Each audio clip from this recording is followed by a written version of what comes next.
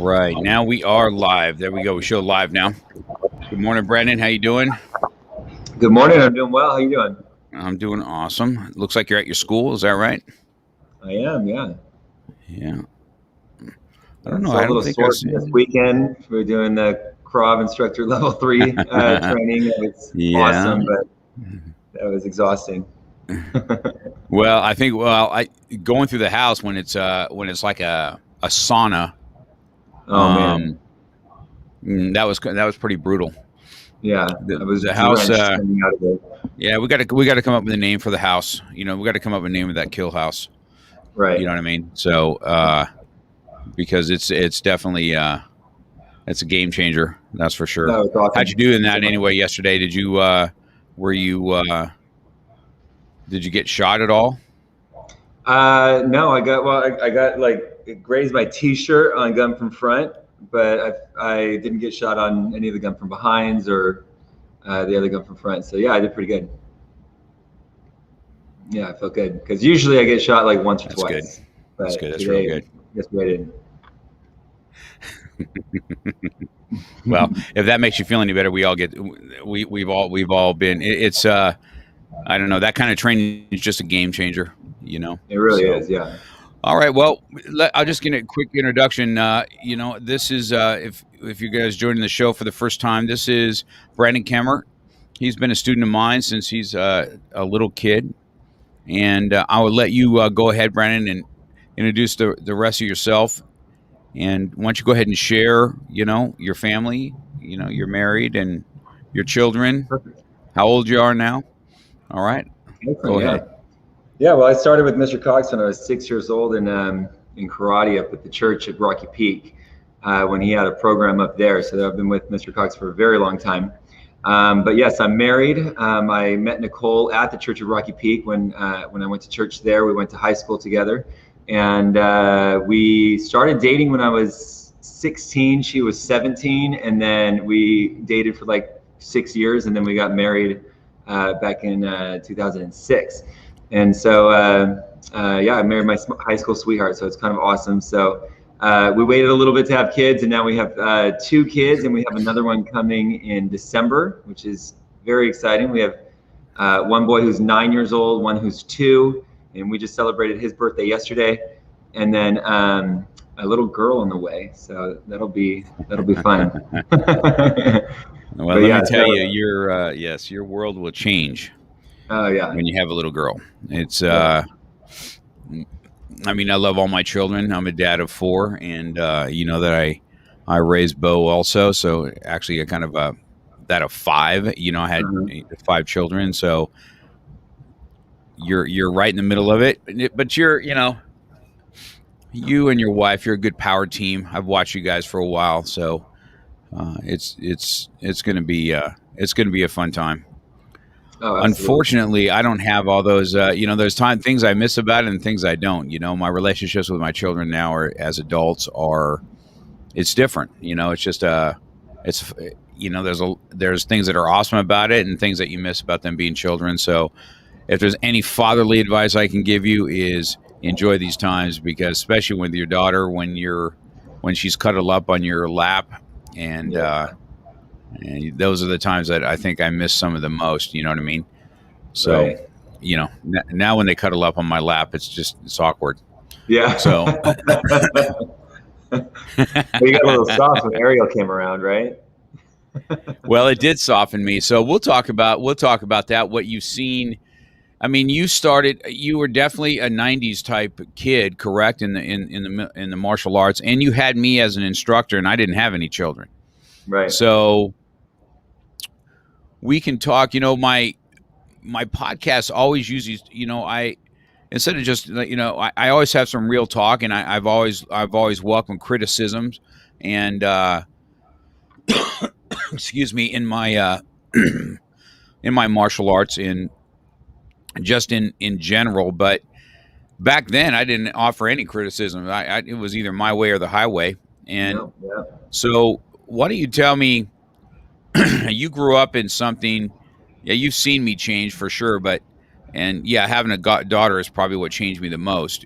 Michael was the first, but then having a daughter, that was a life change for me. But based on what you see, let's talk about. Why don't you go ahead and talk to the audience about what it was like to train with me back in those days, and what you felt as a studio owner was better to change. What was good from the old days, and what you miss, or what you still have, and what now that you think, being a father and stuff like that, what do you think were the mishaps back in the day? Why don't you give me some feedback on that? What do you think? Yeah, I mean, I think, I loved back then. I mean, I was a kid, and even with the kids though, you definitely were very tough on all of us, and you did not take any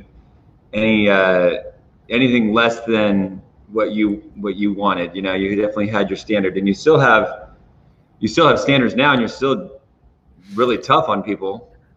It's just a little bit different because things that you could get away with back then, you can't necessarily get away with today.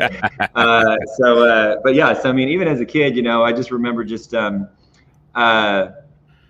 was kind of like a healthy fear of you. I think a lot of people were scared of you, which you probably have a little bit of that today, but I think that's actually kind of cooled off a little bit. And I think that's actually a good thing. I don't think it's, I think back then,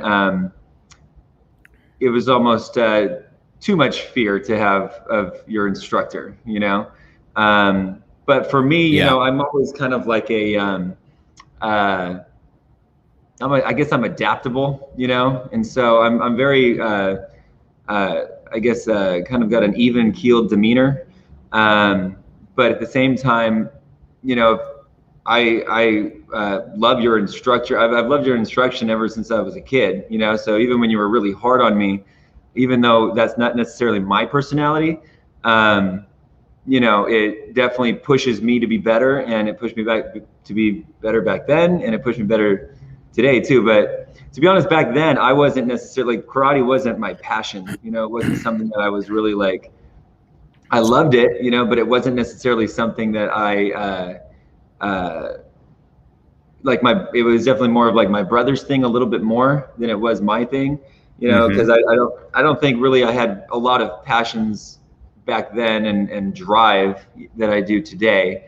It was just kind of like I did something. And so even my mom told me a couple of years ago that it was really hard to find something that I really like latched onto and like put everything into. I just kind of was like pretty good at a lot of different things, but didn't really put all of my energy and effort to be great at anything. And even talking to you a couple of years ago, you said, I was a little bit, you didn't necessarily remember my, it wasn't like I was like a standout student, back then. And, because I don't think I took it that seriously, and, but, I think, training for me back then, you were just, you would, you just were, if it wasn't right, if it wasn't how you wanted it, you would yell and get mad, and you would make examples of people. And, if somebody was mouthing off to you, you would throw somebody who is an excellent spar, like Frankie McConnell, at them, and like, just go to town on somebody, Yeah, I remember. We would hit us with sticks when we were in our stances, What? And I remember that. I remember that too. We had a little, and it's funny coming from you, right? Because I think when you're a kid, you remember things in a bigger way than maybe what they really were. You know what I'm saying? Oh, yeah. Right. But I did do that for sure. And you guys were definitely a tough group of kids. And for those that are listening now, that you got your students that are going to listen to this or listen to it later, even after it's live. I've known your family ever since. Carson puts up here, never. He's an angel, always calm and understanding.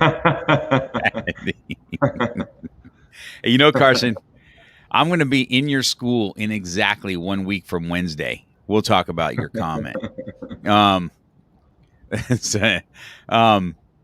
look back on that. I look back on how I was, and the good and the bad and the ugly of it. And that's why I kind of always enjoy watching you guys and what you've took from me and what you've decided that this isn't how I teach, but still keep the standards and stuff like that. And to be honest with you, this is how we were kind of brought up in the martial arts, right? This is just how it wasn't an easy gig. Mr. Chikau was by far not an easy instructor at all. And this is just kind of how it was back in the old days. I mean, when we trained, it was trained hard, and fight class was what it was. And if you were weak, it's not like now, like we're trying to build somebody up and trying to catch them, get them to go through. It was like, if you were weak, you were out, there's just the way it was, instead of us learning how to grow the weak, we pushed the weak out the door. And and that's unfortunate, right? So how many thousands of people did we do? I did the same thing with Krav Maga, just so you know. Yeah. We didn't even have any black belts in Krav Maga for a good 12 years of me having the program. Really? Yellow belt test was so tough. Yeah, yellow belt test was so tough, dude, that people loved that they went through it, but people quit after it saying, I'm not doing it again. Wow. Which I can possibly understand, right? Because when I went through training myself, even through the phase trainings, you guys just did your trainings, your instructor training this past weekend. Yeah. And I'm very adamant on, wow, it's only 2 days of training, right? It's not like an impossibility to find this time. It's not even 2 days hardly, right? It's 1 day and a few hours on Sunday, right? In the testing. Yeah. Mine was 7 days. It was the hardest thing I've ever had to go through. I've been in martial arts for a long time, and my yellow belt instructor test for Krav Maga worldwide, that week of training and then the testing was one of the hardest things that I've ever done in the martial arts thing. That's what threw me. And I had to talk myself into be doing it. You know what I mean? Yeah. The only reason it did do it is because just you guys, you've been around me a long time. My mindset is not quitting. It would, if I ever did it, if I ever didn't do it, it would just eat at me forever. You know what I mean? So I've watched you grow, and you're right. Your brother and I were the ones that, Travis is the one that was with me most of the time, believe it or not. So you guys that are listening, I used to be a pool man when I was having my school. We at Rocky Peak, and then I chose to open up in Chatsworth, and those that followed me, and then some stayed at church, and your family followed me. Travis followed me, and he was with me cleaning pools for a long time. And so him and I had a little bit different relationship than you and I, because you were so much younger. And you're right, Travis had the passion, and you were just kind of doing martial arts, which brings me back into where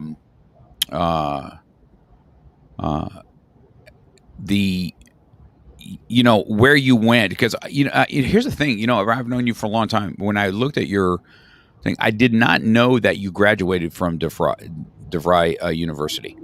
So why don't we talk about what you did for college real quick? Why don't we talk? Why? Because you had some other passions when you're doing it. If I remember right, you were kind of the singer, and you like to act, and you like to do all that kind of stuff. And what you did in school, why don't you go down that path? Because let your students know too. And my podcast is about lighting the fire within. So we're gonna paint this picture of where you were and what lit that fire to come back to martial arts. Okay, so where did you go? Where did you graduate? Definitely, yeah. So I've always liked to be active, and I've always liked to just have fun, I guess. Coming up through just my childhood and stuff, and I just like to be involved in a lot of things. So like I did gymnastics for a long time, karate, volleyball, different sports, baseball. I love the acting and performing and theater and performing arts and stuff like that. So I loved all of that stuff. I was in the entertainment business for a long time. And so I enjoyed all of that stuff. And then I was really involved in my church at Rocky Peak, and that's where I met Nicole. Mm-hmm. And so I think we were, it was, we had already been dating for 2 or 3 years, and I had a good idea at the time, even though I was so young, that I was going to marry her. And so the decision to go to DeVry, I actually wanted to develop video games, right? And DeVry came to, I was homeschooled for my whole life until I was in 11th grade, and then I went to Santa Susana in Simi Valley. So then DeVry showed up at the school one day, and they pitched this whole like video game designer career. And I was like, that sounds kind of cool, so I think I might try that, right? And so the cool thing about DeVry for me was that you can get it done in 3 years and you'll get your Bachelor of Science, but you have to take a lot of units. You don't get any breaks, but it's 3 years straight, no summers or anything off. It's just they're called trimesters, right? So instead of semesters. So I liked that idea because I didn't want to be in college for very long. I wasn't like, oh, I want to be 5-6 years of college or anything like that. I just wanted to do it quickly, get started on a job and my career so that I could start a family and all that with Nicole. So I think both of us kind of understood that as soon as I would graduate DeVry that we would get married, right? And so I went to DeVry, and then I quickly learned that it was not a video game programming kind of degree at all, right? And I was like, okay, you kind of sold me on the wrong thing, right? So I ended up like learning more, just kind of like a basic general overview of a lot of different things like networking and just some basic programming skills and things like that. So I decided that, okay, well, what kind of career could I go into with the knowledge that I have from DeVry? And so a couple opportunities came up to be a network administrator, right, where you're connecting computers together, making them talk to each other. So I went to that career for a little while, right, and I started doing that, and I went through a couple different jobs of being a network administrator, and right out of DeVry, I graduated in 3 years. That was brutal too. I was taking like 21, 22 units a semester, a trimester, which was brutal. That was a lot. And then I was also working at Subway, and I was also my dad's Subway. My dad owned a Subway, and then I was also working at the karate. I started working at the karate studio for my brother. He asked if I wanted to teach for him, so I was taking 22 units, working nights at Subway, and then also working one or two. I think I was working Saturdays, and I was working one night a week for my brother. So it was a incredibly busy time, really tough. But I definitely think that helped teach me some good work ethic and how to just, even when things suck, you just hunker down and just do it, and just get it done. Even though there's not a lot of time to do much else, right? So, but right out of DeVry, we got married, and I did the network administrative career for a little while till about 2008, and then that's when my brother said he didn't want to do the karate studio anymore. He got an opportunity to run a sales call center, and his passion, like at the beginning of his life and when he was a teenager and stuff, was martial arts. But then kind of as he got a little older, it was more about the business and growing that. And so martial arts for him was secondary at that point, and he didn't really have a passion for it anymore, where my passion, I was very passionate about martial arts, even though I didn't necessarily have a lot of time to like put into it at the time. So I was teaching like 1 or 2 days a week, and he was like, I'm gonna sell it. I'm gonna get out, And I had strong connections with the people at the studio. And for me, I'm like, you just can't do that to people. You can't just leave, like, what are you talking about? You're gonna leave, and like what would you're just gonna get rid of it? Like, I don't understand, right? And for me, like, connections and people are so important to me in my life. And like, even like I never missed a test, even when Travis was running the studio. I never missed a single test.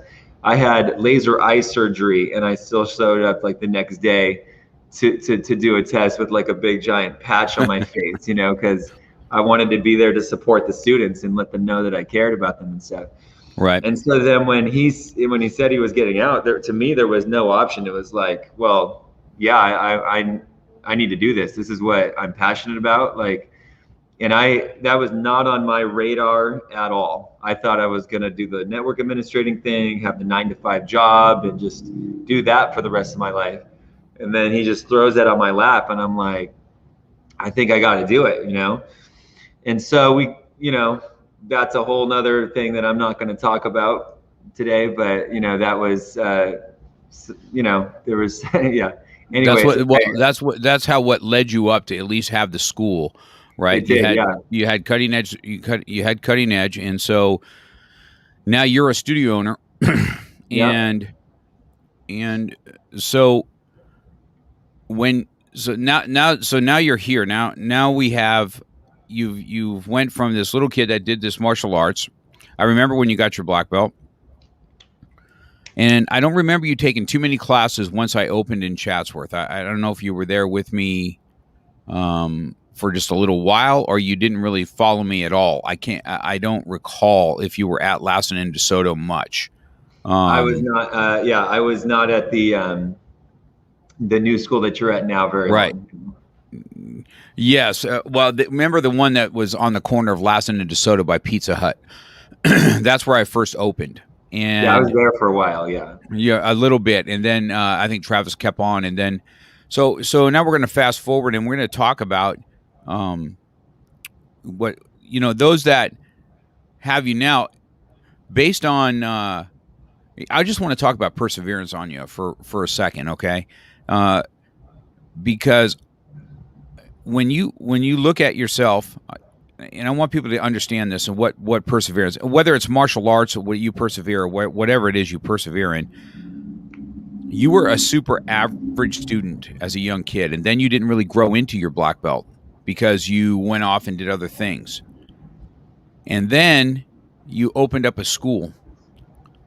And because you and I weren't really even connected, you weren't connected with me even when you were running your school for a while. No. So. The life lessons that you had to learn when you were thrown into this world, right? This is not an easy thing. I mean, people think that we have a lot of students and it's an easy gig. This is not an easy path that we chose to open up a school and to deal with everybody's lives and be intertwined with their lives from the good, the bad, and the ugly of it, right? From the good when they're having families and celebrating, to death, to marriages, to divorces. It's a big gamut, and there's a lot of things that go with it. So let's talk about the perseverance of you now, because today you're probably one of the most talented out of the group that we have, based on you just never stopping, correct? And you're going for a master's test. That's when you kind of reached out to me. And let's talk about perseverance. What does that look like? How did you persevere through your struggles when you were kind of at it all by yourself? Let's talk about what you did there. Yeah. So perseverance is something that I definitely had to develop. Yeah, that was something that I was forced to develop almost. So it was. So after I took over, like you said, I didn't know what I was doing. I was 24, I think, 24 years old, new business owner, and I had no idea what I was doing. So I think, and then it was 2008, so right when the recession hit. So right away, I think I went from like 100 students down to I think I went all the way down to 48, like within a matter of a few months. And part of that was maybe switching from Travis to me, and some of that was just people couldn't afford it anymore because of the recession. So that was tough. And I think that a lot of it also was that I had no idea what the heck I was doing as a business owner. And so I was treating the studio like a part-time job still. And I would still just come in and teach. I wasn't doing any marketing. I wasn't doing anything except for going in and teaching and leaving. So I was still treating it the same way. I still had a full-time job for the first, I think almost 3 years that I ran the studio. I still had a full-time job, and then I'd come in and teach and then go home. And after a while of running it that way, and I wasn't even thinking about making money or anything. It was just, I just wanted to teach the people and do that kind of stuff. And so I kind of reached a point where it was like, this isn't working, like I need to do something about this because I'm either going to lose the studio now, right? Because I'm losing money. I was actually losing money every month on it. Or it was, I need to figure something out. I need to figure out how to run a martial arts studio, right? And so I was a little bit on an island. I had Conrad Ercolano was a big influence on my martial arts at the time, because he was kind of the only person I was connected to in the martial arts world. Right. And he helped a lot with building my technique and the early stages, because I had Travis a little bit and he was good too, and he helped me in certain ways, and then Conrad helped me in other ways, and he helped me kind of build a better foundation to my Tang Soo Do and my martial arts. And then but then I was like, I'm going to lose this thing. So that's when I reached out to you, and I hadn't necessarily spoken to you since I was a kid, just maybe waved to you in passing, but like hadn't really spoken to you since I was a kid. But, at the core, I still viewed you as my instructor, I think that's part of that old school mentality that you talked about too, was that, when you go through all of that, and it's just different, like you have this massive respect and I don't know, so many people have it with you, like it's just it's kind of amazing that you have so many people who feel the same way that I do about you, because we were brought up in that way that you brought us up in the martial arts, right? So even though I hadn't seen you and talked to you, and you hadn't been my instructor since I was 10 or maybe probably 11 years old, I still at my core knew that you were my instructor. So I went to you and said, I don't know what the heck I'm doing. This is how I'm running it right now. You were like, okay, hold on. Like, I don't even know why are you reaching out to me? Like I don't know. You haven't seen me in years, right? Like, I don't know what you're doing. Like, what is this? Like. And, so I think that you saw my heart, you saw like I was struggling, you saw that and that hits all of your buttons, when you see somebody in need, you're just gonna, give them the shirt off of your back. Right. And so, we met, and you said, okay, there's the 5 things that you need to do. I don't want it, don't come to me until all 5 of these things are done, and because it's going to be pointless to do these 5 things, right? And so I'm like, okay, cool, right? So I started implementing those 5 things, and you talked about different ways of making money besides just doing like the tuition. You talked about, like events, and you talked about the different profit centers, and so that was very eye-opening. And at that point too, you were like, you kind of needed to make a decision. Like, if you want to be a part of this, then you need to join the alliance, with all of the other schools, and you'll have all of these other resources. And so that was a hard decision, but I did. I went with you, and then and you continue to help me and help my business grow in certain ways. And I definitely that started growing again, and started kind of thinking about it differently. And I ended up quitting my daytime job and going full-time with the studio, which was another really tough decision, because that's hard to get rid of that income, Yes, it is. It disappears, and it's like, wow, that's going to be hard. And so we have that huge too. We definitely have that in common. But you'll probably agree with me that it didn't. So here's the funny thing about, we talk about it because it's martial arts, and I do appreciate all the, the acclimates that you give me and there, but here's the bottom line. Yes, I gave you 5 things to do, but it's your perseverance that made it happen. Yeah. Okay. I guided you, but without the perseverance that you've had for yourself to make sure that this thing can continue on, you did what you were told, and you persevered through rough times, and you, right. We listen, even though sometimes we may disagree, but we're like, okay, well, we're going to have to stay on this path, because obviously he knows something I don't know. Right. And then that you did it. And then the same thing, Brandon, listening to your story, it's the same with me. At the certain time, I had a part-time job too when I first had my school. But tell me if you agree. It wasn't until I was let go of doing the pools because I was working for somebody else. I was let go, and then I had no choice. Yeah. Either I'm going to sink or I'm going to swim with this studio now. And I think, do you feel like I did? Did you feel like you lived in fear of having to have that cushion of having a little bit of a job, have a little bit of income coming in? We had this little bit of cushion, and everybody throwing at you, you're going to run a martial arts school. You should get a real job. You have a degree. I'm sure you heard all the same stuff. And right when something becomes a must, then your focus changes. Do you agree? Yeah, absolutely. Yeah, getting rid of that job. When I got rid of my job, I was already almost breaking even in the studio. That's kind of where I was at. Mm-hmm. So getting rid of my job, I was making zero. Maybe even less.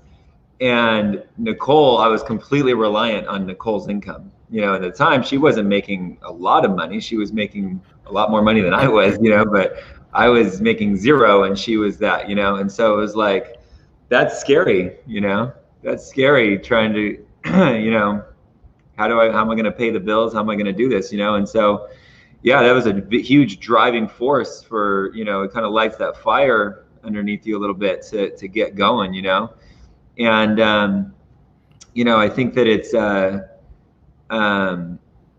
definitely, I've never been a quitter, even when I was a kid, right. Mm-hmm. Like it wasn't me that quit karate. It was my parents were still trying to find something that I was passionate about. So they kept taking me out of things and putting me in other things to try to find something that I latched onto. And I just kind of enjoyed Right. everything that I did. But I never wanted to quit anything that I did. I just loved doing anything that was fun, really, is what it came down to, And so then, but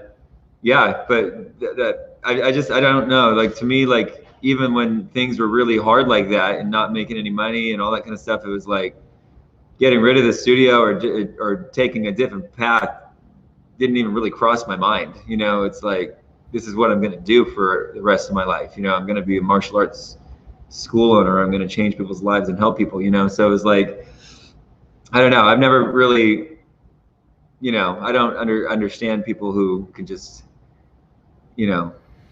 quit easily. Well, you're correct. And I think these are the kind of stories that help us teach what we talk about in the studio, right? Courtesy, integrity, perseverance, self-control, indomitable spirit. We talk about these things all the time, but we have real life way of giving the stories. And I'm hoping you guys as instructors, because I share a lot of stuff in my life about where my failures were and where my wins were. And my failure column is, I'm telling you, my failure column is way bigger than my win column. I can tell you that. And so it's awesome to hear this no quit attitude, because this is, and I remember when you had to move to your new location when the other one's going to get ready and close down. I mean, we were stressing on that, together. Yeah. You're calling me on a daily basis, like, I don't know, Mr. Cox, this is the size. And then, of course, we are men of faith, and God is that shows up on time, a perfect one. And then, of course, you get what you have. You know what I mean? Where you're at now today.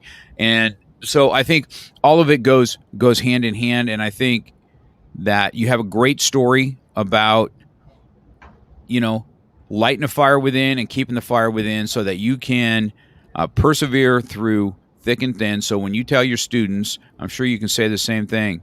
I know how you feel. I've been down this road when I want to quit. I wouldn't be here today had I, And I remember even myself how important perseverance is, because I wasn't always the high rank of Mr. Ichikawa's. Okay, I'm not the one, but I tell you what I am is I'm the one that never quit ever, and I continued through the ranks, and now I'm the one that sits to the right side of them. You know what I mean? It wasn't because I'm so awesome and so good. It has nothing to do with that. It just has the simple thing that I didn't quit, and I persevered through tough stuff, and I continue on to help students do that today. You continue on helping students do that today. I think that's just the love that we have. I really enjoy watching you guys. You were little kids of mine. Just like I said, I had a relationship with my children. Now you guys are kind of my adult children, and I watch how you change lives in your schools, how you how you how you guys have to bring stuff up to me when you don't agree with me and try and keep it in the right perspective so I don't lose it. And so I don't know. It's super. I'm super proud of you guys, man. All of you. That's why I like having you guys on, because I think you guys have a real story for yourself. You know what I mean? And I always appreciate all the acclimates you guys give me, but just remember something. You guys are the one that does the work. I might help forge your paths, but you guys are doing the work. You're listening to direction. You are being coachable. And to any students that are listening to us today, you need to be the same thing, right? Your students need to listen to you. They need to be coachable, and and they're not always going to agree with you. Listen, my students don't always agree with me. You studio owners don't always agree with me, but I do know that I have everybody's best interest in mind, just like you guys do, and I want to see everybody succeed. I want to have everybody good life.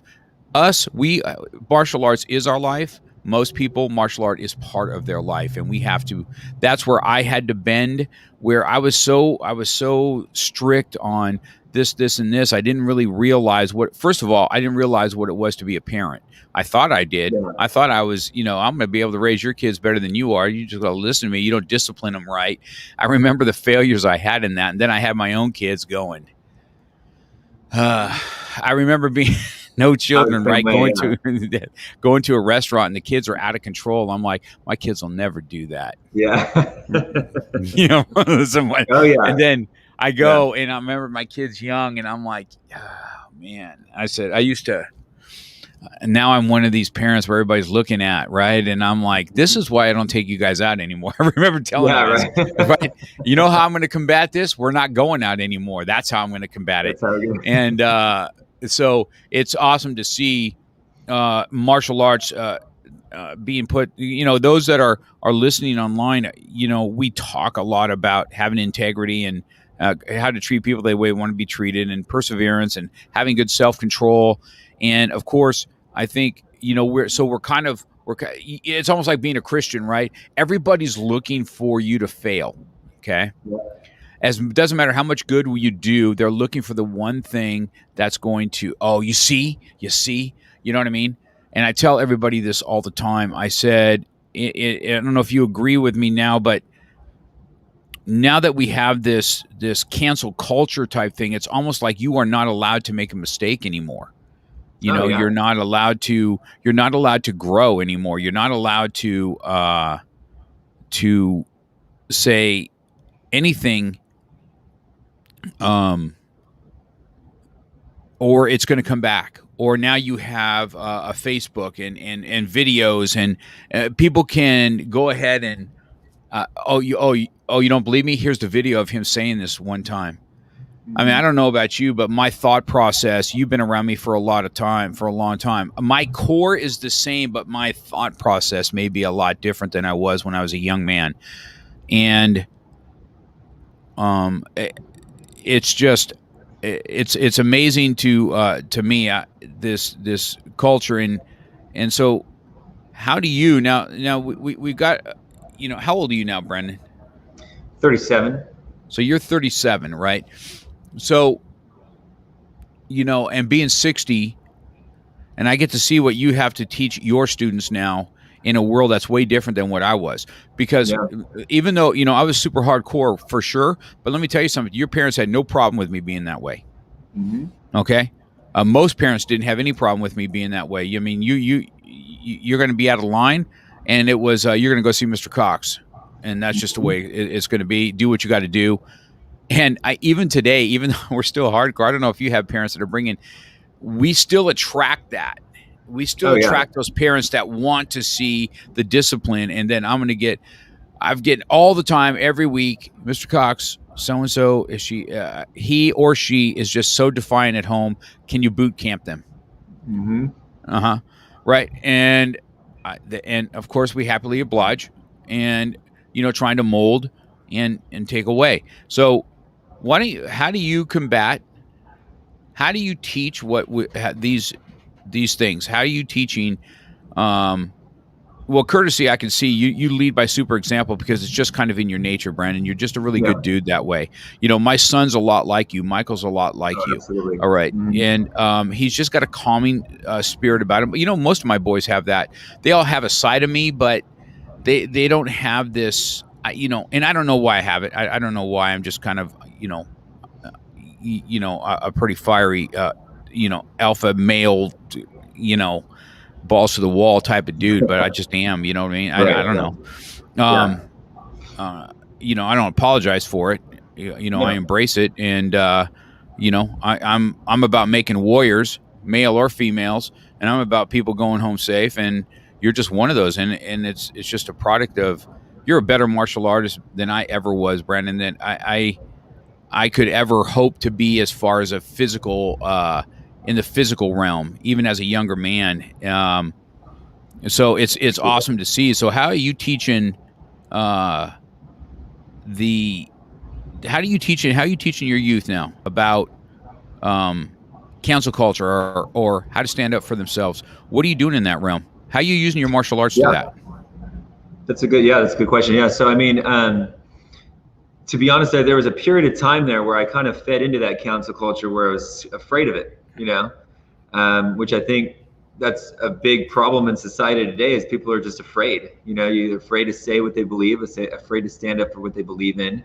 And, and I kind of fed into that too, of like, kind of the politically correct, like, let's try to, I'm going to throw out a really big umbrella so that I can get as many people in here as I can, just to teach a wide array of people, And over the course of maybe the last even just 2 years, I just kind of got fed up with that, and decided just, I'm just going to be me. I'm just going to teach what I believe in, and I'm going to make sure that I'm holding true to myself and my values. And if people like it, they like it, and they'll stay and they'll latch onto it. If not, then they'll go, and this isn't the place for them, Mm-hmm. And so with the youth, I have these, it's throughout the teaching, but I have these mat chats that I do every class. And, they've evolved over the years. And I used to use this one curriculum. And to be honest, I felt like it's a little bit too PC, I guess you could say, right? And now I just like to challenge people, and I like to call people out, and not in a shaming way or anything like that, but just just to try to get them to think differently. If we're talking about perseverance, it's, what are we doing on the mat right now to demonstrate this perseverance, right? We're going to do things that suck. We're going to do things that are hard. We're going to do things that are going to make you, your muscles hurt, your body hurt, your mind hurt. You're going to do things that you don't want to do. We're going to try to have fun with what we're doing, but at the end of the day, martial arts isn't the point of it. Isn't to have fun. I think it's incredibly fun. I love doing it, but that's not necessarily the point that we're trying to do. We're trying to teach you these skills of perseverance and to not quit, because not quitting is kind of the core of self-defense.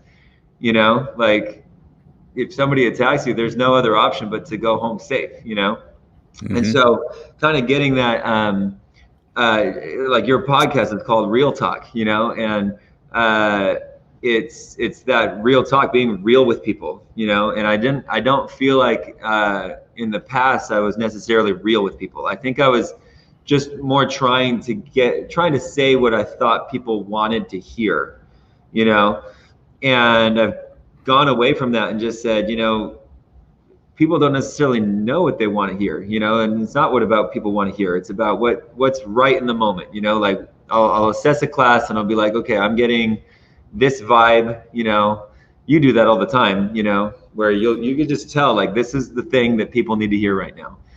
And whether it's something that's going to come across as, I mean, you saw me like at the last, like on my black belt team, how I was talking to some of the students there. It's that, what are you guys doing, man? Right? Like, why are you here? So sometimes people need to hear that, they need to hear, like, what am I doing right now? Right? Are you just kind of going through the motions? Right? Is that what you want to do? Do you want to be known as somebody who goes through the motions of life and doesn't really do anything? And I think that kind of goes back to how I was when I was a kid too, of just kind of like doing things, not necessarily like really trying to be great at anything, and so it's just kind of challenging people to strive for better, with whatever they're doing, and that's kind of how my approach as an adult has been, especially in like the martial arts field, but also now as like a business owner and stuff, is what can I do to improve myself?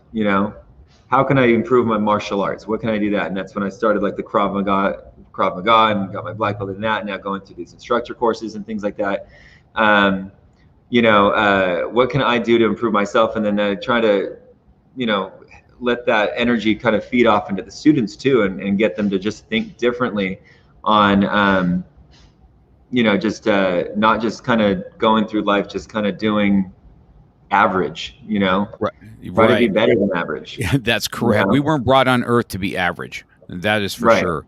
Whether it's a Christian or whether it's a martial artist or whether what it is, we are not here to be average, not in my book anyway. And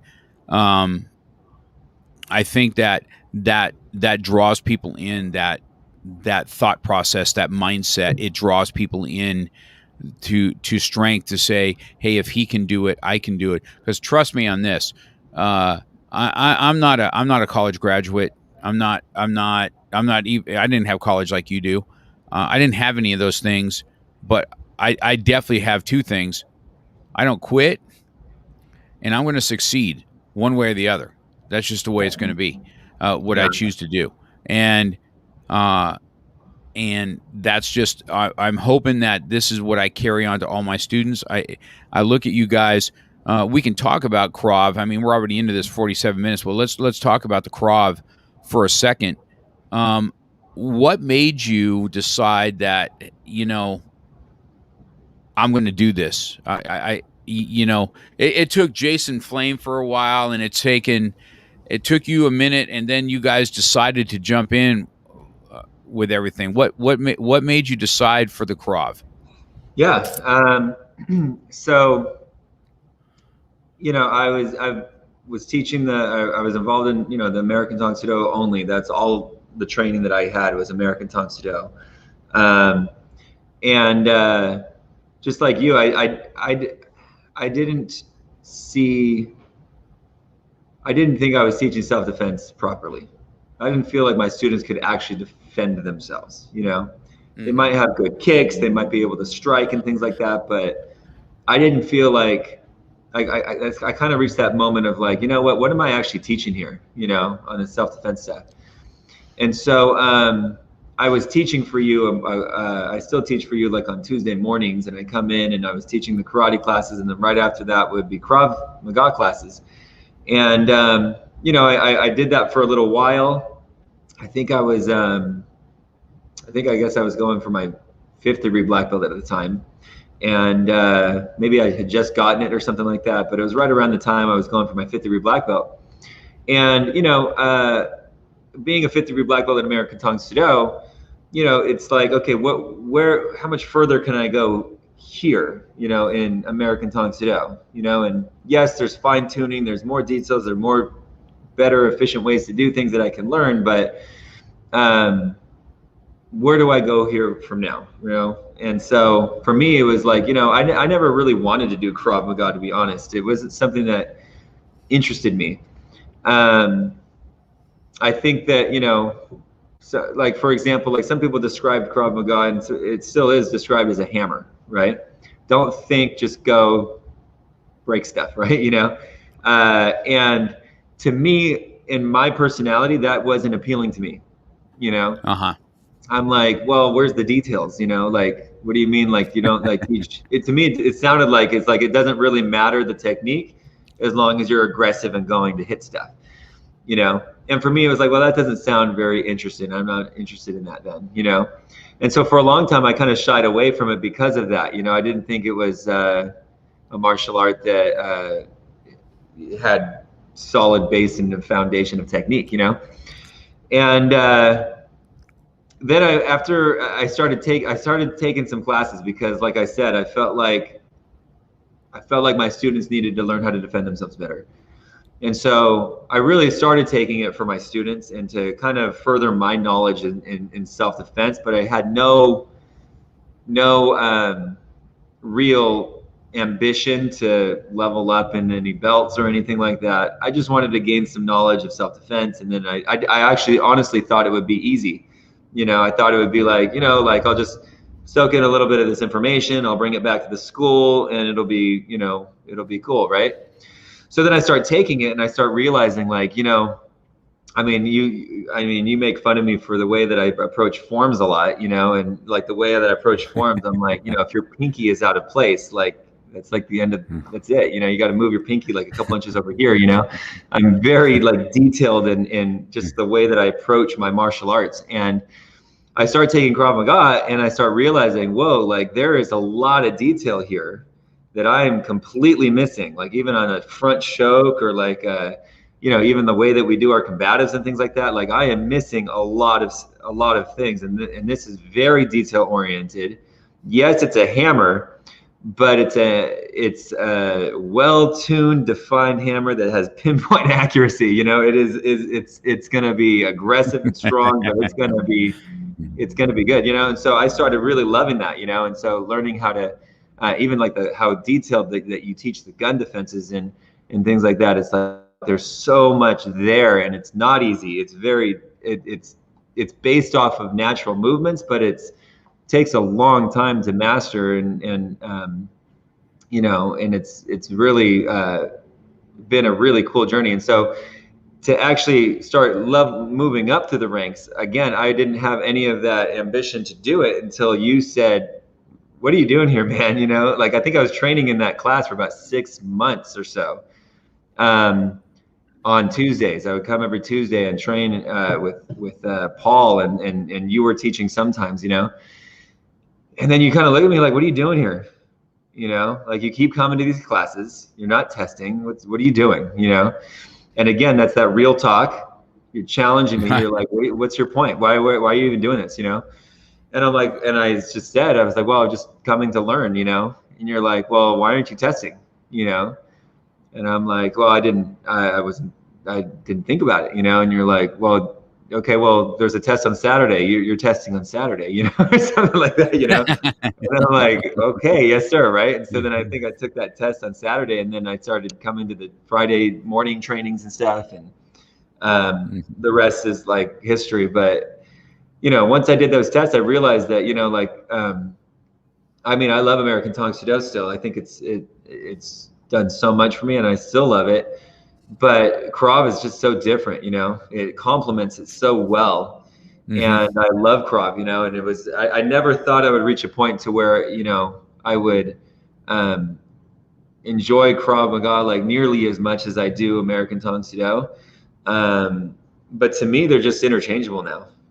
It's right. Like, I just love both of them. I just love the arts, and it's been really good. So once again, I think that proves my point about you as far as that goes. Jason Flame will probably have the same story and stuff like that, where you guys have, because this happened to me, when it came to Krav Maga, when I first saw it, I heard about it, and I was even invited to go to classes, and I didn't do it. And I just thought, nah, I ain't doing this kind of, this aggressive, all this, yeah. I just wasn't. And then I got invited to a gun seminar by Darren Levine, and I'm like, in a 4-hour time frame, people with experience like myself and people with zero experience had the ability to at least take a gun off their face. And I was like, man, none of my black belts can do that. Mm-hmm. None of them. I said, what the heck, man? And the gun defense that we were teaching at the time, was someone would point a gun at you, right? We'd go like this, and we'd slap it out of their hand. That's That's the gun defense that we were teaching at the time. Trust me, I remember doing the same thing. Sometimes I remember doing one steps with knives, and I remember in my head, I remember it vividly going, this is the stupidest stuff ever. I don't understand why we're doing this. And I remember it vividly. And so, yeah, so it definitely complements. But here's the thing, I wanted to give you this thing from me. You are one of the only ones now going through all the instructor courses the way they need to go through. Just so you know, I did this. Phase A, B, and C, Expert Series 1 through 5. I did them all. And they were no joke. There was no excuses. They were a week of your time. They were 8 to 9 hours a day. And a testing at the end of the week after you were just broken and beaten. They were really tough. And then we felt that, and I have an understanding of why they did it, because a lot of people didn't have any rank in Krav, and they're school owners that are trying to bring Krav Maga in, so they would just kind of crash course you for the week, and then you'd be a yellow belt at the end of the A or whatever. So it doesn't matter, And I figured, if you can start bringing people in at green belt level to be teachers, you can alleviate a lot of that stuff, and that's what we did, right? So, but then I can't even get 2 days. I mean, you saw me already. I can't even get guys to take 2 days and to hone their skills, because I think people believe, it was really good to hear you say that the details and what you learn, just because you got a black belt in it, if you haven't gone through all the instructor phases on how to transfer the knowledge to A to B, or how to take my mistakes and where I made the mistakes, why is it that I had thousands of students that quit? Why? Okay. And where I failed, and what works, and how to teach it properly, and all that kind of stuff. So here you are doing the same thing now going through all the phases of instructor training. And we've got people in our systems now that just, they got their black belts, but they don't really go through any instructor training, because I feel this old feeling of, I'm a black belt, so I'm automatically a teacher. You're not automatically a teacher, not at all. And so it's great to see you go through this. It was fun watching you, where you've come from, when you started to where you were, how your presence on the mat is different, your aggressiveness is different. And watching of course, you've always been a talented martial artist, but just watching you go through that has been that's been awesome transformation. And to the students of yours that are watching, you lead by example. I try and do the same thing, man. Whether it's Brazilian Jiu-Jitsu or whatever it is I take on, and I want my students to do, I try and lead by example. I might be the old dog, but I'm still getting it done. So it's been fun writing and watching you do an awesome job, and you're definitely projecting what martial arts is. We got a couple of people here. I popped up their sayings, but I thought I want to make sure what I said. I don't know if you know Ali. You know Shihan or no? He's him and I've known each other for a while, and he has an old school also. And it says we all taught that way back in the day. I started my school, so I basically have people who I could practice on. Practice with. I think the old school ways have a huge value in them. He has Steve Kemp's came up here. You remember Mr. Kemp, don't you? This is Jason Kemp's father. Yep. He remembers. I remember them. I used to be at their house all the time, man. I remember him first starting out with my boys, Jason and John, and teaching Mark Cox. Good for him. He's got his priorities. They should be. Thanks, Mark, for all you do to the boys and so many others. He's talking about you. He remembers you. I don't know. Have you ever met Jose Escobar? Have you met him or not? So, yeah, I think so. Yeah, if you haven't, you want to reach out to him. He's a good dude, and he was on podcast. You can go back and listen to him if you haven't listened to him. He's got, this guy's a walking encyclopedia because of how much he reads. You know what I mean? Awesome. Yeah, he's a good dude. David Starachi came up and said, he's proud of you, Brandon. Nothing worth anything is easy. David Starachi. Have you met him or not? I have. Yeah. He's a beast. He's a beast. So, we're getting close to the hour to wrap up, but I just wanted to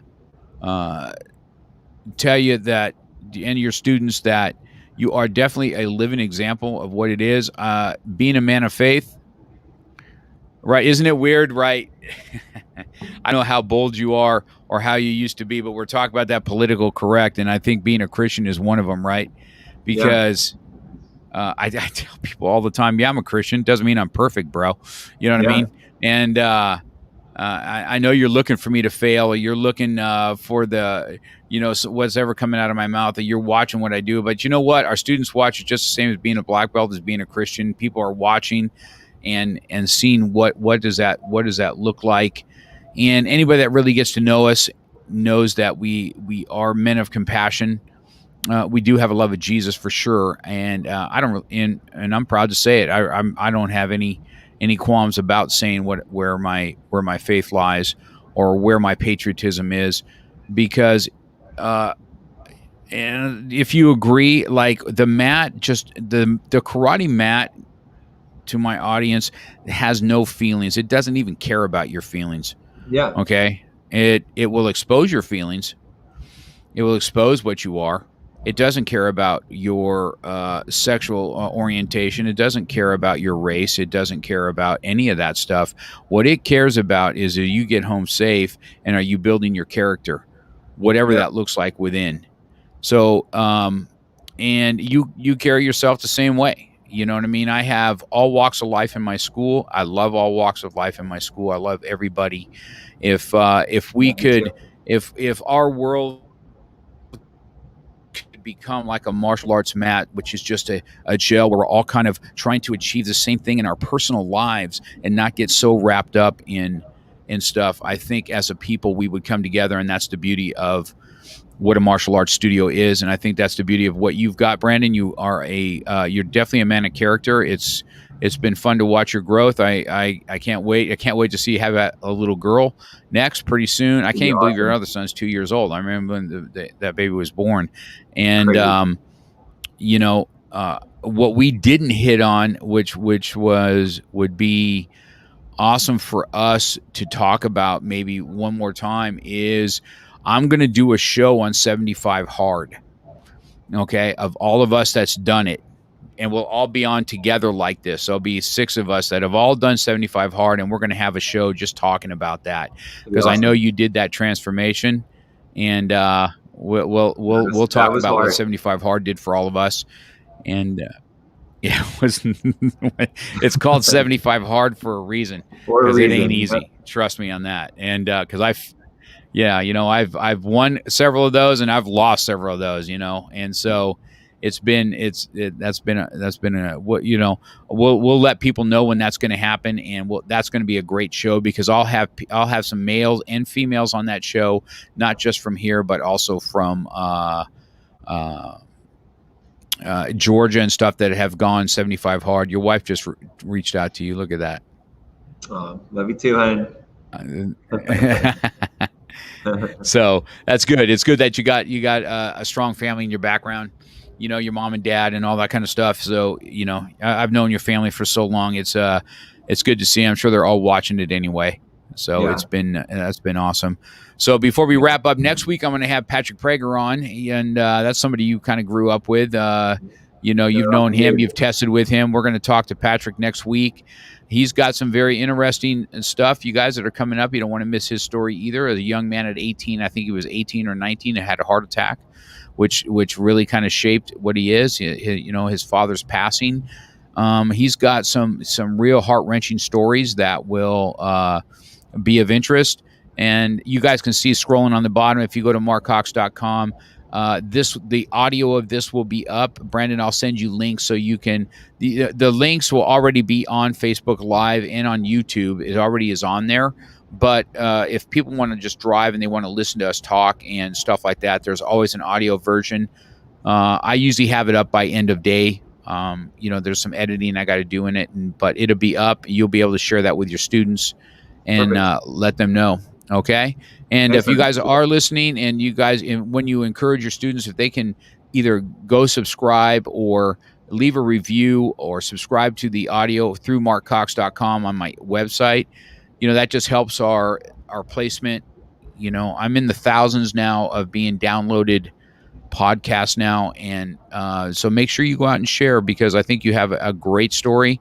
I think you have, yes, our tool is martial arts. We build people through the martial arts. We talk about courtesy, integrity, perseverance, self-control, and indomitable spirit. We talk about being warriors and not quit, but we should take everything we do in the dojang and the dojo and leave it out into the real world. Help those that need it. Love those that need it. Sometimes you need a hug. Sometimes you need a headlock. You know what I mean? It's not always loving the ones. Sometimes you got to have a little bit of real talk with them. All right. I appreciate your time with you, Brandon. This will be up and going. Thanks for everybody that listened in. We've had a pretty good audience this whole time, and it looks like Tiffany said I agree 100%. We had one more comment. I try and make sure that we thank everybody that comes on and listens to us live and leaves us comments. All right. Awesome. Well, I really appreciate it. It was fun talking to you, and I appreciate everyone for watching. All right. We'll see everybody. Bye-bye now.